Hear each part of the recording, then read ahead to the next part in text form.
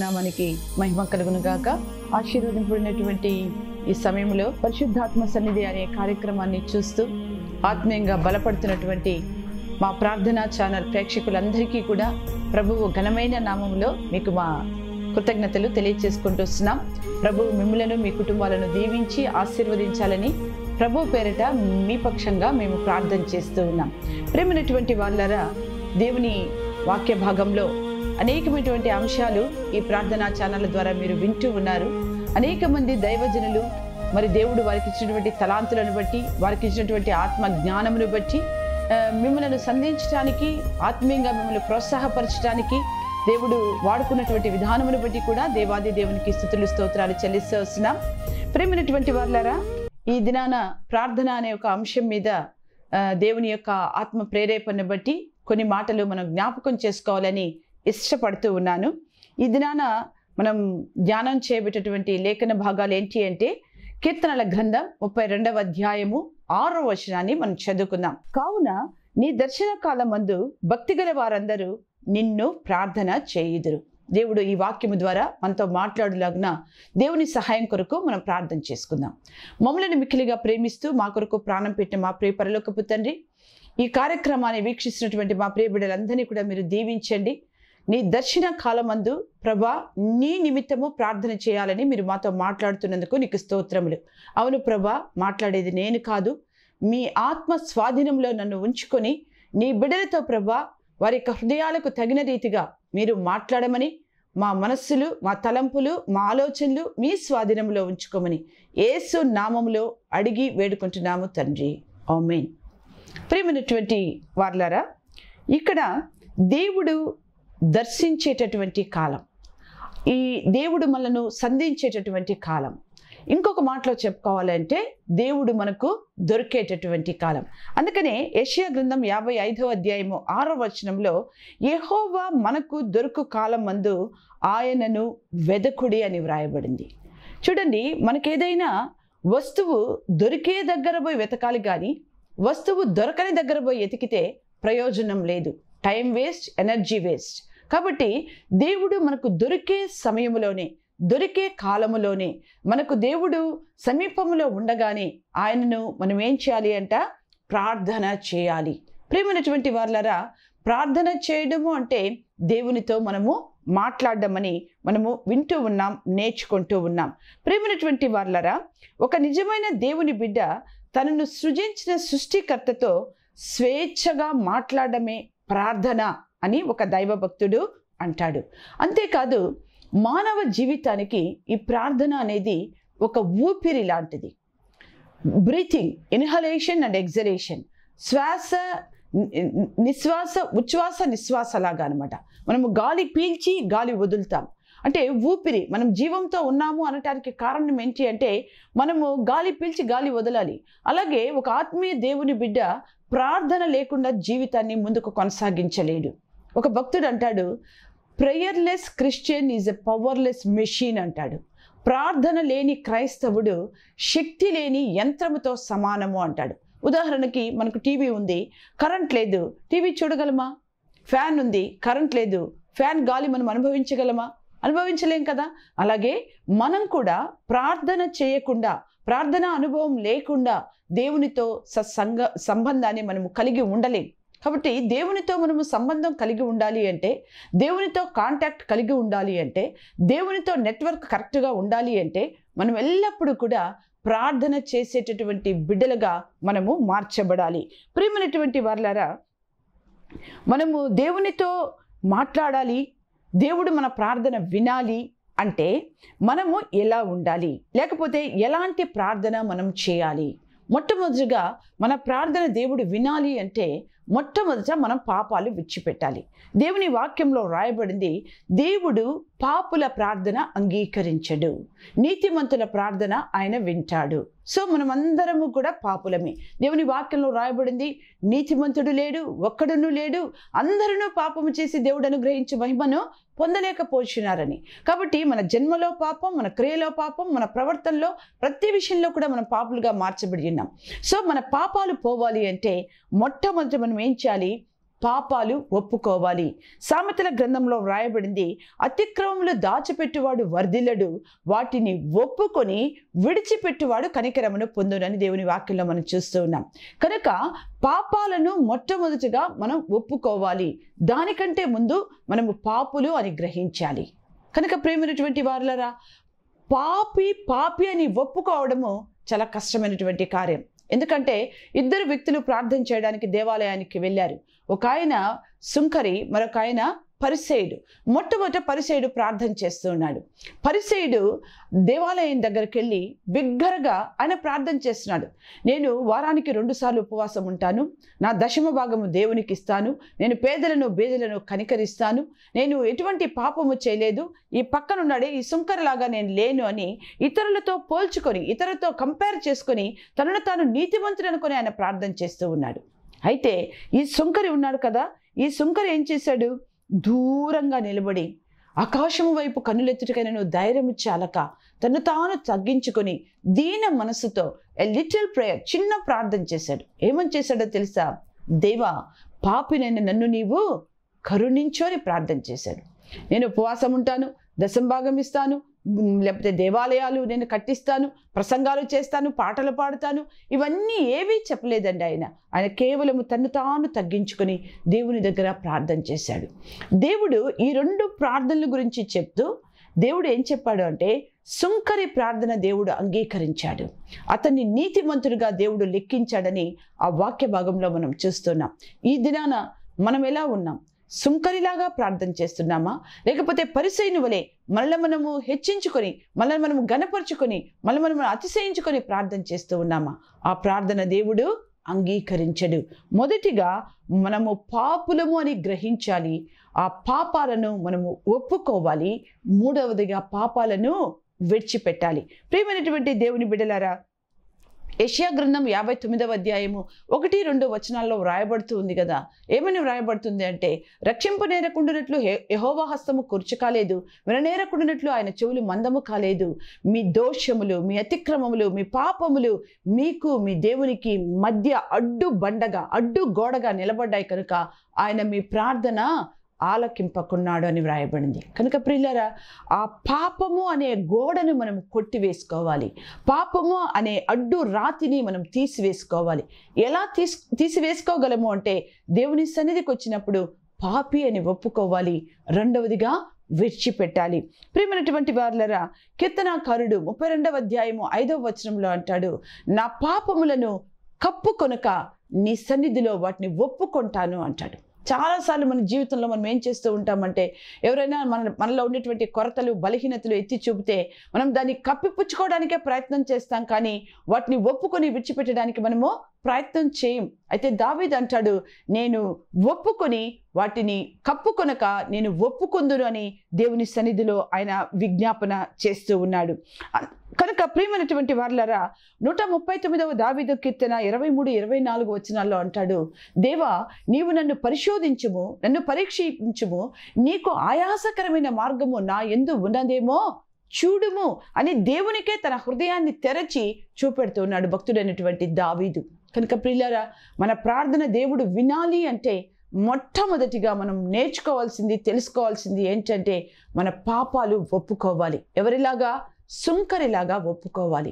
ఆ యొక్క పరిసయ్యుని వలె మనము హెచ్చించుకోకూడదు. దేవుడు అంటూ ఉన్నాడు, ఎవడైతే తన్ను తాను హెచ్చించుకున్నో వాడు తగ్గింపబడతాడు, ఎవడైతే తన్ను తాను తగ్గించుకుంటాడో వాడు హెచ్చింపబడతాడు.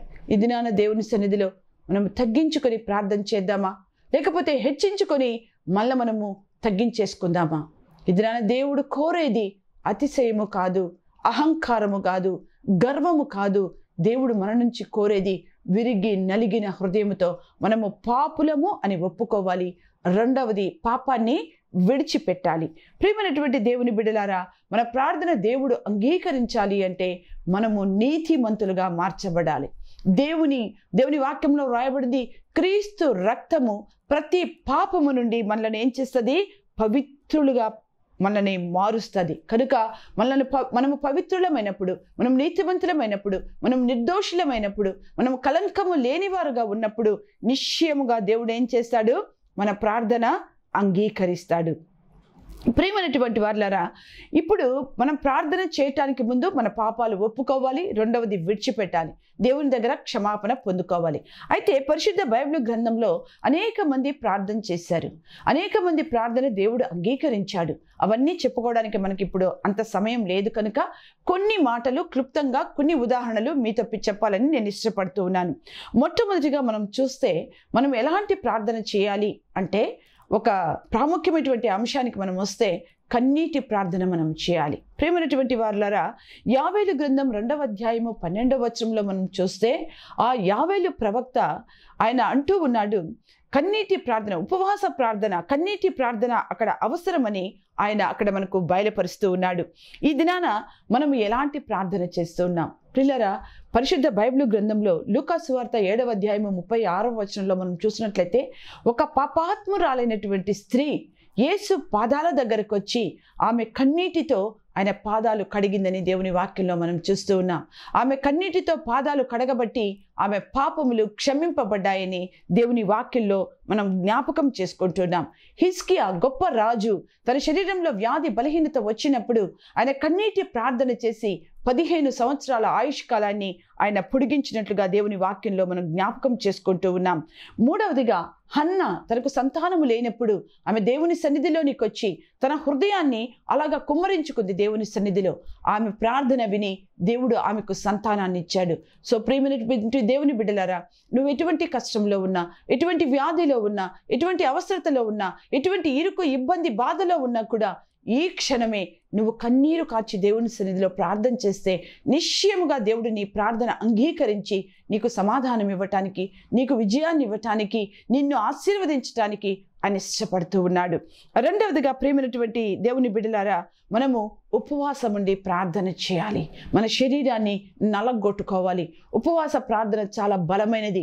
ఉపవాస ప్రార్థన చాలా శక్తివంతమైనది. ఉపవాస ప్రార్థన ద్వారా అనేకమైనటువంటి అద్భుతాలను మనము చవి చూడగలం. చూడండి, ఉదాహరణకు పరిశుద్ధ బైబిల్ గ్రంథంలో మనం చూసినట్లయితే ఎస్తేరు ఆమె ఒక రాణి.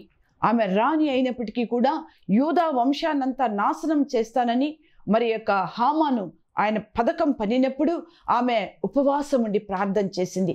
తాను రాణి కదా, తనెందుకు ఉపవాసం ఉండడమని ఆమె అనుకోలేదు. యూదులతో పాటు ఆమె కూడా 3 రోజులు ఉపవాసం ఉంది. ఆ యొక్క మొర్దెకైకి చెప్పి పంపిస్తూ ఉంది, నేను నా చెలికత్తెలు ఉపవాసం ఉంటాము, మీరు ఉపవాసం ఉండండి అని ప్రార్థన చేసినప్పుడు ప్రేమైనటువంటి దేవుని బిడ్డలారా, దేవుడు అద్భుత కార్యాన్ని ఎస్తేరు ద్వారా దేవుడు జరిగించినాడు. రాజు ఒక శాసనాన్ని రాసి దాని మీద రాజముద్ర వేసిన తర్వాత ఒక్కసారి రాజముద్ర పడితే ఆ శాసనాన్ని మార్చగలిగినటువంటి అధికారము ఎవ్వరికీ లేదు. అయితే మన దేవుడు శాసనాలు మార్చగలిగినటువంటి దేవుడు, ఆ యొక్క ముద్రను మార్చగలిగినటువంటి దేవుడు. వారు చేసినటువంటి ప్రార్థన దేవుడు అంగీకరించి యూదుల నాశనాన్ని దేవుడు ఇష్టపడక ఆ శాసనాన్ని ఆయన మార్చివేసినాడు. అంత మాత్రమే కాదు ప్రియమైనటువంటి వారులారా, మోషే సీనాయి పర్వతం మీద నుంచి ఆ యొక్క 10 ఆజ్ఞలు కలిగినటువంటి 2 రాతి పలకలు తీసుకురావటానికి ఆయన 40 రాత్రులు 40 పగళ్ళు ఉపవాసం ఉన్నాడు. దేవుని ఆజ్ఞలు కలిగినటువంటి రాతి పలకలు రావాలి అంటే ఆషామాషిగా రాలేదండి. దేవుడు మోషే వీళ్ళిద్దరే ముఖాముఖిగా ఆ సీనాయి పర్వతం మీద ఉన్నారు. ఆహారము లేదు, స్నానము లేదు, రెస్ట్ లేదు, దేవునితోనే ఉన్నాడు. ఎప్పుడైతే మోషే ఆ 2 రాతి పలకలు తీసుకుని సీనాయి పర్వతం దిగి వస్తూ ఉన్నాడో, ప్రియులారా, ఇశ్రాయేలు ప్రజలంతా మోషేని చూచినప్పుడు ఆయన ముఖ చర్మము ప్రకాశించిందని దేవుని వాక్యంలో మనం చదువుచున్నాం. దేవుని సన్నిధిని అనుభవించాడు, దేవుని ముఖదర్శనం చేశాడు, దేవునితోనే ఉన్నాడు. ఆయనలో దేవుని యొక్క ప్రకాశము అతనిలోనికి ప్రవేశించినట్లుగా దేవుని వాక్యంలో మనం చూస్తున్నాం. కనుక ఆ యొక్క ఆజ్ఞలు రావటానికి కారణము మోషే ఉన్నటువంటి 40 రాత్రులు 40 పగళ్ళ ఉపవాస జీవితం. ఈ దినాన బైబిల్ మనకు ఉచితంగా మనకి ఇవ్వబడినా దాన్ని మనం చదవలేకున్నాం, దాన్ని ధ్యానం చేయలేకపోతున్నాం, ఆ రకంగా జీవించలేకపోతున్నాం. ప్రియమైనటువంటి వారులారా, దేవుని వాక్యాన్ని మనము నిర్లక్ష్యపరచకూడదు. దేవుని వాక్యాన్ని చదవటానికి మనం సమయము లేదు అని అనుకోకూడదు. మన సమయాన్ని దేవునికి కేటాయించి రోజులో ప్రథమ ఫలం శ్రేష్టమైనటువంటి ఆ ప్రాతకాల సమయంలో దేవునికి ప్రార్థన చేసి దేవుని వాక్యాన్ని చదివి మన దినాన్ని ప్రారంభిస్తే రోజంతా కూడా ఆశీర్వాదకరంగా దేవుడు మారుస్తాడు. ప్రియులారా, అంతేనా? మరి యేసుక్రీస్తు వారు చూడండి, ఆయన శోధకుని చేతిలోనికి శోధింపబడక మునుపు ఆయన 40 రాత్రులు 40 పగళ్ళు ఉపవాసం ఉన్నాడు. ఉపవాసం ఉన్న తర్వాత శోధకుడు ఆయన్ని అరణ్యానికి తీసుకొని వెళ్ళినాడు. అరణ్యము అంటే ఏమీ దొరకని ప్రదేశం, ఎవ్వరూ సహాయం చేయలేనటువంటి ప్రదేశం. అయినప్పటికీ ఆయన ఉపవాసం ఉండి దేవుని సన్నిధిలో ఆయన తన సమయాన్ని గడపడం వల్ల ఆ యొక్క వాక్యము ద్వారానే సాతాన్ని ఆయన జయించినట్లుగా మనం చూస్తూ ఉన్నాం. శోధకుడు 3 రీతిలుగా యేసుక్రీస్తు వారిని శోధించింది. అయినప్పటికీ కూడా యేసుక్రీస్తు వాక్యము ద్వారా దాన్ని గద్దించాడు. వాక్యము ద్వారా దాని మీద విజయాన్ని ఆయన పొందుకున్నాడు. నా జీవితాల్లో అపజయాలు పాలైపోతూ ఉన్నావా? ఉద్యోగం లేక వేదన చెందుతూ ఉన్నావా? ఒకవేళ వివాహము కాలేదని ఆందోళన పడుతూ ఉన్నావా? సంతానము లేదని దుఃఖపడిపోతూ ఉన్నావా? ప్రియులారా, నీ సమస్య ఎటువంటిదైనా, నీ కష్టం ఎటువంటిదైనా, నీ వ్యాధి బలహీనత ఎటువంటిదైనా నిన్ను స్వస్థపరచగలడు, నీకు విడుదల ఇవ్వగలడు, నిన్ను విమోచించగలడు, నిన్ను రక్షించగలడు, నిన్ను తప్పించగలడు. అయితే నువ్వు చేయవలసినటువంటి అతి ప్రాముఖ్యమైన కార్యం ఏంటంటే నువ్వు ఉపవాసం ఉండి ప్రార్థన చేయాలి. ఉపవాస ప్రార్థన ద్వారా మనము గొప్ప కార్యాలు చూడగలం. ఉపవాస ప్రార్థన ద్వారా అద్భుతాలను మనం చవి చూడగలం. ఉపవాస ప్రార్థన ద్వారా అసాధ్యమైనవి మనము సాధ్యపరచుకోగలం. 3వదిగా మనం చూసినట్లయితే మోకాళ్ళ ప్రార్థన. దానియేలు మోకరించి ప్రార్థన చేశాడు. ప్రియమైనటువంటి వారలారా, సింహాల బోను నుంచి సజీవుడుగా ఆయన వెలుపలికి వచ్చినాడు. సింహాలు అతన్ని తాకకుండా, ముట్టకుండా, అతన్ని టచ్ చేయకుండా కాపాడింది అతని యొక్క మోకాళ్ళ ప్రార్థన. చాలాసార్లు మనం ప్రార్థన చేస్తూ ఉన్నప్పుడు మనం మోకరించలేని వారుగా కనబడుతూ ఉన్నాం. మనం బాసిపట్లేసుకొని కూర్చునే వాళ్ళగా కనబడుతున్నాం. కాళ్ళు చాపుకొని కూర్చునే వాళ్ళగా మనం కనబడుతూ ఉన్నాం. మన జీవితాల్లో దేవుడు అద్భుతాలు చేయాలి అంటే మనము మోకరించి ప్రార్థన చేయటం నేర్చుకోవాలి. దేవుని సన్నిధిలో భయముతో, భక్తితో మనము ప్రార్థించడం మనం అలవర్చుకోవాలి. ప్రియులారా, 4వదిగా మనం చూసినట్లయితే చేతులెత్తి ప్రార్థన చేయటము మనము అలవాటు చేసుకోవాలి. చేతులెత్తి ప్రార్థన చేయటం వల్ల అపజయాలను దేవుడు జయాలుగా ఆయన మార్చివేస్తాడు. 5వదిగా మనం చూసినట్లయితే మనము పరిశుద్ధాత్మలో ప్రార్థన చేయాలి. ప్రియమైనటువంటి వారలారా, 1 కొరింథీ 14:15లో వ్రాయబడింది, ఆత్మతో ప్రార్థన చేయాలి, మనసుతో ప్రార్థన చేయాలి, పరిశుద్ధాత్మలో మనం ప్రార్థన చేయాలి. మన మనస్సులో, మన ఆత్మలో పరిశుద్ధాత్మ దేవుడు ఉన్నప్పుడు నిశ్చయముగా మనము పరిశుద్ధాత్మలో ప్రార్థన చేయడం మనకు నేర్చుకోగలం. ప్రియమైనటువంటి దేవుని బిడ్డలారా, దేవుని వాక్యం సెలవిస్తుంది, ఉచ్చరింప శక్యము గాని మూలుగులతో ఆత్మ తానే మన పక్షంగా విజ్ఞాపన చేస్తాడంట. ఈ దినాన పరిశుద్ధాత్మను మనం కలిగి ఉన్నామా? దేవుని వాక్యంలో రాయబడింది, రోమీయులకు రాసినటువంటి పత్రికలో, క్రీస్తు ఆత్మ లేనివాడు వాడు నావాడు కాడు అంటున్నాడు. ఈ దినాన యేసుక్రీస్తు యొక్క ఆ పరిశుద్ధాత్మను మనం అందరము పొందుకోవాల్సినటువంటి శుభ సందర్భంలో మనం ఉన్నాం. ఎందుకంటే కృపాకాలంలో ఉన్నాం. ఈ కృపాకాలంలో పరిశుద్ధాత్మ దేవుడు ఉన్నాడు. ప్రియులారా, ఆది అపోస్తల సంఘములో మరి వారు శిష్యులందరూ కూడా మేడగది మీద 120 మంది వాళ్ళు కనిపెట్టి ప్రార్థన చేసినప్పుడు పరిశుద్ధాత్మ దేవుడు అగ్ని జ్వాలల వలె వారి మీదకి దిగి వచ్చింది. మనం చూసినట్లయితే అపోస్తల కార్యాలు 2వ అధ్యాయము 1వ వచనంలో మనం చూస్తే, పెంతెకోస్తు పండుగ దినము వచ్చినప్పుడు మరి వాళ్ళందరూ కూడి ఒక చోట ప్రార్థన చేస్తూ ఉన్నారు. దేనికోసం ప్రార్థన చేస్తున్నారు? యేసుక్రీస్తు పరలోకానికి ఆరోహణమై వెళ్ళిపోతూ ఒక వాగ్దానాన్ని దేవుడు వారికి ఇచ్చినారు. 24వ అధ్యాయం లూకా సువార్తలో, పైనుండి మీరు శక్తి పొందుకునే వరకు యెరూషలేములో నిలిచి ఉండండి అని చెప్పినాడు. ప్రియులారా, ఆ పైనుండి వచ్చినటువంటి శక్తే పరిశుద్ధాత్మ శక్తి. ఆదరణకర్తను మీకు పంపిస్తానని దేవుడు వాగ్దానం చేశాడు. ఈ దినాల్లో మన మధ్యలో వాసం చేసేది, మనల్ని నడిపించేది, మనల్ని ముందుకు తీసుకొని వెళ్ళేది పరిశుద్ధాత్మ దేవుడు. ఉదాహరణకు పరిశుద్ధ బైబిల్ గ్రంథంలో పేతురు జీవితాన్ని మనం చూసినట్లయితే, ప్రియులారా, పేతురు పరిశుద్ధాత్మను పొందుకోక మునుపు యేసయ్యను ఎవరో నేను ఎరగనని చెప్పి ముమ్మారు బొంకినాడు. ప్రియులారా, ఎప్పుడైతే పరిశుద్ధాత్మ ఆయన మీదకి దిగి వచ్చిందో, అపోస్తల కార్యాలు 2వ అధ్యాయంలో మనం చూసినట్లయితే, ఆయన దేవుని పరిశుద్ధాత్మ అభిషేకము పొందుకున్న తర్వాత ఆయన లేచి నిలబడ్డాడు. ఆయనతో పాటు 11 మంది శిష్యులు నిలబడ్డాడు. ఒక సుదీర్ఘమైనటువంటి ప్రసంగాన్ని ఆయన చేశాడు. ప్రియులారా, పిరికివాడైనటువంటి పేతురు, చాపలు పట్టుకునేటటువంటి పేతురు, విద్య లేనిటువంటి పేతురు, పామరుడైనటువంటి పేతురు, దేవుణ్ణి ఎరగనని బొంకినటువంటి పేతురు పరిశుద్ధాత్మ అభిషేకము పొందుకున్న తర్వాత ఆయన చేసినటువంటి ప్రసంగానికి ఇంచుమించు 3,000 మంది రక్షణ పొందుకున్నారు. ఈ దినాన ప్రేమైనటువంటి దేవుని బిడ్డ, ఈ దినాన మనము ప్రార్థన చేయాలి అంటే పరిశుద్ధాత్మతో మనము నింపబడి ప్రార్థన చేయాలి. పరిశుద్ధాత్మ మనలో ఉన్నప్పుడే ఆ ఆత్మ ఎలా ప్రార్థన చేయాలో మనకు నేర్పిస్తుంది, ఎలా సంఘాన్ని నడిపించాలో నేర్పిస్తుంది, ఎలాగా ఆత్మను రక్షించాలో మనకు నేర్పిస్తుంది, ఎలాగా మనుషుల మధ్యలో మనం జీవించాలో మనకు నేర్పిస్తుంది. కనుక దేవుని బిడ్డలారా, దేవుని వాక్యం సెలవిస్తుంది, మీరు అధికారులు ఎదుట, రాజుల ఎదుట, ప్రభువుల ఎదుట నిలబడినప్పుడు ఏమి మాట్లాడారో మీకు తెలియదు, కానీ మీలో ఉన్న పరిశుద్ధాత్మ దేవుడు మీ ద్వారా ఆయన మాట్లాడిస్తాడని దేవుని వాక్యం సెలవిస్తుంది ఉంది. కనుక ప్రియులారా, మనము చివరిగా ఎలా ప్రార్థన చేయాలి అంటే మనము పరిశుద్ధాత్మలో ప్రార్థన చేయాలి. పరిశుద్ధాత్మ అనుభవము ఉన్నప్పుడే మనము పరిశుద్ధాత్మలో మనము ప్రార్థన చేయగలం. ఈ దినాల్లో అనేక మంది పరిశుద్ధాత్మను పొందుకోవాలని ఆశపడుతూ ఉన్నారు, పరిశుద్ధాత్మని అనుభవించాలని ఆశపడుతూ ఉన్నాడు. ప్రియులారా, అపోస్తల కార్యాల్లో చాలా తెల్లంగా వ్రాయబడింది. ఆ యొక్క అగ్ని జ్వాలల వంటి నాలుకలు విభాగింపబడి ఒక్కొక్కరి మీద వాలగా వాళ్ళందరికీ ఏమొచ్చిందంట? వాక్శక్తి వచ్చిందంట. ప్రియులారా, వాక్శక్తి వచ్చింది అంటే ఆ మాట్లాడేటటువంటి కెపాసిటీ వారికి దేవుడు అనుగ్రహించినాడు. నాలుక తన స్వాధీనాన్ని తప్పిపోయింది. యాకోబు పత్రికలో వ్రాయబడింది, ప్రతి జాతియు నరజాతి చేత సాధు కాజాలను, కానీ ఏ నరుడును నాలుకను సాధు చేయజాలడని వ్రాయబడింది.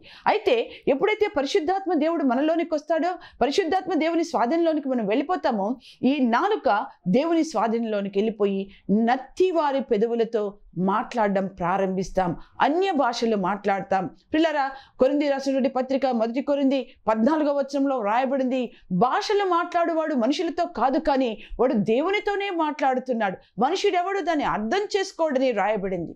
అది ఒక భక్తుడు అంటాడు, అన్య భాషలు మాట్లాడేవాడు గాడ్లీ లాంగ్వేజ్ అంటాడు, దైవికమైనటువంటి భాష, మర్మాలు మాట్లాడతామంట.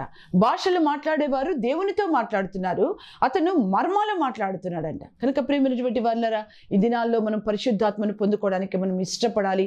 పరిశుద్ధాత్మ దేవా, మీరు నాలోనికి దిగిరండని మనము ప్రార్థన చేయాలి. క్రీస్తు ఆత్మ లేనివాడు వాడు నావాడు కాడని దేవుడు చాలా స్పష్టంగా సెలవిస్తూ ఉన్నాడు. ప్రియులారా, యేసుక్రీస్తు వారు కూడా పరిశుద్ధాత్మలో బహుగా ఆనందించాడని లూకాసు వార్తలో మనం చూస్తూ ఉన్నాం. యేసుక్రీస్తు జన్మలో పాపం లేదు, ఆయన క్రియలో పాపం లేదు, అయినప్పటికీ కూడా ఆయన పరిశుద్ధాత్మను పొందుకున్నట్లుగా మనం చూస్తున్నాం. ఆయన బాప్టిజం తీసుకుని ఒడ్డునకు వచ్చిన వెంటనే పరిశుద్ధాత్మ దేవుడు పావురము వలె ఆయన మీదకి దిగి వచ్చినాడు. పరలోకంలో నుండి ఒక శబ్దం వినబడుతుంది, ఈయన నా ప్రియ కుమారుడు, ఈయన యందు నేను ఆనందించుచున్నానని దేవుని వాక్యంలో మనం చూస్తూ ఉన్నాం. ఈ దినాల్లో యేసుక్రీస్తు వారికే పరిశుద్ధాత్మ దేవుడు అవసరమైనప్పుడు నీకు నాకు పరిశుద్ధాత్మ దేవుడు అవసరం లేదా?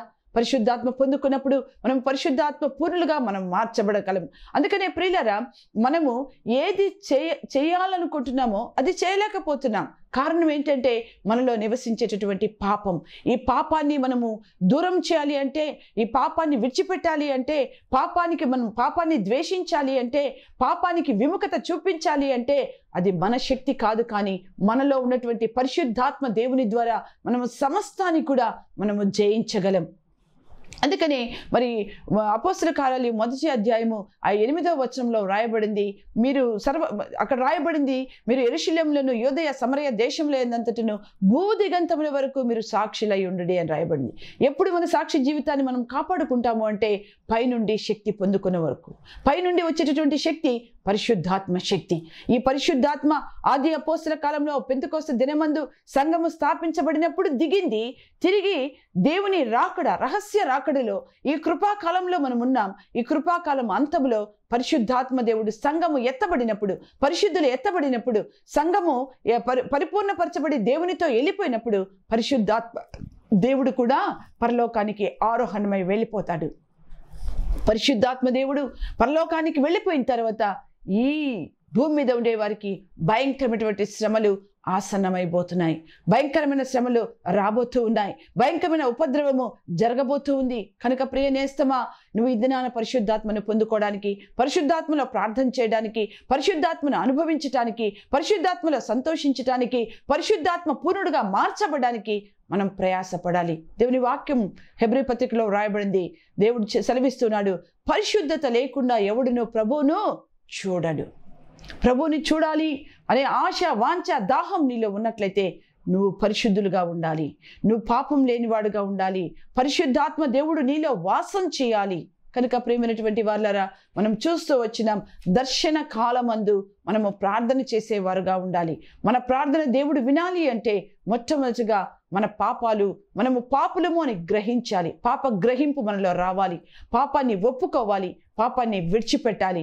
అప్పుడే దేవుడు మన ప్రార్థన అంగీకరిస్తాడు.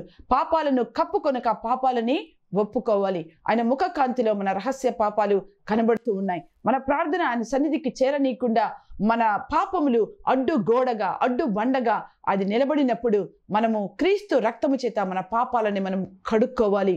మనము పాపము చేయకుండాట్లు మన హృదయంలో దేవుని వాక్యాన్ని ఉంచుకోవాలి. మనం పాపము చేయకుండాట్లు పరిశుద్ధాత్మ పూర్ణులుగా మనము మార్చబడాలి. అప్పుడు దేవుడు మన ప్రార్థన అంగీకరిస్తాడు. సుంకరి ప్రార్థన చేశాడు, పరిసయ్యుడు ప్రార్థన చేశాడు. అయితే దేవుడు విన్న ప్రార్థన ఎవరి ప్రార్థనో తెలుసా? దేవుడు విన్న ప్రార్థన సుంకరి ప్రార్థన. తను పాపినని ఒప్పుకున్నాడు.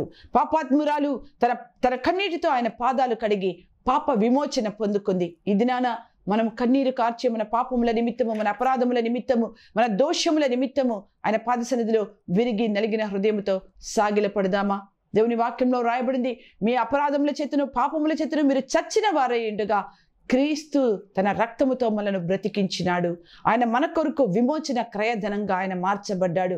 ఈ దినాన పాపము లేదని మనము చెప్పడానికి వీలు లేదు. పాపము లేదని చెప్పువాడు తన్ను తాను మోసపరుచుకున్నాడని దేవుని వాక్యంలో రాయబడింది. అయితే ప్రియమైనటువంటి వారులారా, మన ప్రార్థన వినాలి, మనకు సమాధానం దొరకాలి, మన సమస్యలు తీరిపోవాలి, మనం ఆశీర్వదింపబడాలి, మన కుటుంబాలు దీవింపబడాలనే వాంఛ దాహం నీలో ఉన్నట్లయితే మొట్టమొదటిగా నువ్వు పాపివని ఒప్పుకో. రెండవదిగా కన్నీటి ప్రార్థన చేయడం అలవాటు చేసుకో. మూడవదిగా ఉపవాసం ఉండి మన శరీరాన్ని నలగగొట్టుకున్నప్పుడు దేవుడు మన ప్రార్థన అంగీకరిస్తాడు. దానియేలు వలె మోకరించి ప్రార్థన చేద్దామా? ఎస్తేరు వలె ఉపవాసం ఉండి ప్రార్థన చేద్దామా? హన్నా వలె కన్నీరు కార్చి ప్రార్థన చేద్దామా? లేకుంటే మోషే వలె చేతులెత్తి ప్రార్థన చేద్దామా? చివరిగా పరిశుద్ధాత్మలో మనం ప్రార్థన చేద్దామా? పరిశుద్ధాత్మలో చేసేటటువంటి ప్రార్థన దేవుడు విని అంగీకరించి సమాధానమిచ్చే ప్రార్థనగా మన జీవితాల్లో కనబడుతూ ఉంది. ప్రేమైనటువంటి వారులారా, మనము ఎన్నోసార్లు ఎన్నో విషయాల కొరకు మనం మొరపెట్టి ఉంటాం, ప్రార్థన చేసి ఉంటాం.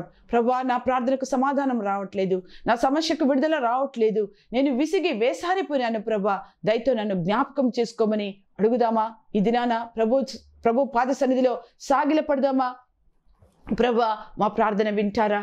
ప్రభా, మా పాపాలు కడగండి నాయన, మా దోషాలు తుడిచివేయండి ప్రభా, మా అతిక్రమాలను కొట్టివేయండి ప్రభా అని ప్రభు సన్నిధిలో ఎవరైతే విరిగి నలిగిన హృదయంతో సాగిలపడతారో దేవుడు మొట్టమొదటిగా వారి పాపాలు కొట్టివేస్తున్నాడు. రెండవదిగా మనం ఏం చేయాలంటే విడిచిపెట్టేయాలి దాన్ని. కుక్క కక్కిన దాని కొరకు ఆశపడుతుందంట. పంది కడగబడిన తర్వాత తిరిగి అదే బురదలో దొల్లడానికి ఇష్టపడుతుందంట. ఒక దేవుని బిడ్డ విడిచిపెట్టిన పాపాల కొరకు వెనుదిరిగి చూడకూడదు. లోతు భార్య వెనుదిరిగి చూచి ఉప్పు స్తంభంగా మార్చబడింది. కాబట్టి నీ జీవితంలో అయినా నా జీవితంలో అయినా ఉన్న పాపాలను ఎప్పుడైతే మనం విడిచిపెట్టామో వాటిని తిరిగి మనము ఆశించకూడదు. అటువంటి పాపపు బతుకుకు మనము తిరిగి వెళ్ళడానికి మనం ప్రయాసపడకూడదు. ప్రభు అట్టి కృపను మనందరికీ కూడా దయచేయాలి. అయితే పాపాలు విడిచిపెట్టిన తర్వాత మనము ప్రార్థన చేయడం దేవుని సన్నిధిలో ఎంతైనా కూడా యోగ్యమైనది. అటువంటి ప్రార్థన దేవుడు వింటాడు. ఎందుకంటే నీతిమంతుల ప్రార్థన దేవుడు అంగీకరించేటటువంటి ప్రార్థన. నువ్వు నీతిమంతుడుగా ఉండి ప్రార్థన చేయాలని ఇష్టపడుతూ ఉన్నావా? అయితే నీ ప్రార్థన పరిశుద్ధాత్మతో నింపబడి పరిశుద్ధాత్మ పూర్ణుడై నువ్వు ప్రార్థన చేస్తే నిశ్చయంగా దేవుడు నీ ప్రార్థన అంగీకరిస్తాడు. కనుక ఈ యొక్క కార్యక్రమాన్ని వీక్షిస్తున్నటువంటి మన ప్రియమైనటువంటి నేస్తమా, మీరందరూ కూడా ప్రార్థన చేయటానికి మునుపు మనము పాపులమని ఒప్పుకోవాలి, పాపాలు విడిచిపెట్టాలి. తదనంతరము మన సమస్యలను ప్రభు పాద సన్నిధికి తీసుకుని వెళ్ళినట్లయితే నిశ్చయముగా దేవుడు మన ప్రార్థన అంగీకరిస్తాడు. రండి ప్రార్థన చేసుకుందాం. మమ్మల్ని మిక్కిలిగా ప్రేమించి మా కొరకు ప్రాణం పెట్టిన మా ప్రియ పరలోకపు తండ్రి, ఈ కార్యక్రమాన్ని వీక్షిస్తున్నటువంటి మా ప్రియ బిడ్డలందరినీ కూడా మీరు జ్ఞాపకం చేసుకోండి. పాపుల ప్రార్థన దేవుడు అంగీకరించడు. దర్శన కాలమందు ప్రార్థన చేయాలని మీరు మాతో మాట్లాడినారు ప్రభా. మీరు రాబోయే సమయము అతి సమీపంలో ఉన్నది కనుక మేము కూడా ప్రభా పరిశుద్ధులుగా మార్చబడి మీరు వచ్చినప్పుడు మీ రాకడలో మేము కూడా ఎగిరిపోవడానికి సహాయం చేయమని వేడుకుంటున్నాం. ముఖ్యంగా నా తండ్రి, అనేక మంది బిడ్డలు ఈ కార్యక్రమాన్ని వీక్షిస్తూ మా ప్రార్థన దేవుడు వినటం లేదు, మాకు సమాధానం దొరకటం లేదు, మాకు స్వస్థత దొరకటం లేదని వేదన చెందుతూ ఉన్నారు. ముఖ్యంగా ప్రభా వారితో మీరు సూటిగా మాట్లాడినందుకు నీకు స్తోత్రాలు. పాపుల ప్రార్థన మీరు వినరని ప్రభా, పరిసేయుడు తను తాను హెచ్చించుకుని ప్రార్థన చేసినప్పుడు ఆ ప్రార్థన అంగీకరింపబడలేదని మీరు మాట్లాడినందుకు నీకు స్తోత్రాలు. మేము మా పాపాలు మీ రక్తంతో కడుక్కొని ప్రభా సుంకర వలె మమ్మల్ని మేము తగ్గించుకొని ప్రార్థన చేయాలని మీరు నేర్పించినందుకు నీకు స్తోత్రాలు. ప్రభా అలాంటి ప్రార్థన ఈ కార్యక్రమాన్ని వీక్షిస్తున్నటువంటి ప్రతి బిడ్డకు కూడా మీరు నేర్పించి తద్వారా వారి జీవితాలు ఆశీర్వదింపబడడానికి సహాయం చేయమని యేసు క్రీస్తు నామములో అడిగి వేడుకుంటున్నాము తండ్రి, ఆమేన్. మా ప్రియమైనటువంటి బిడ్డలందరికీ కూడా మీకేదైనా ప్రార్థన అవసరతలు ఉన్నట్లయితే, వ్యాధి బలహీనతలో బాధపడుతూ ఉన్నారా, సమస్యల చేత విసిగి వేసారిపోయినారా, ఈ కింది ఫోన్ నెంబర్కి మీరు కాంటాక్ట్ చేయండి. మీ నిమిత్తము మేము ప్రార్థన చేస్తాం. మా ఫోన్ నెంబరు 9703225309.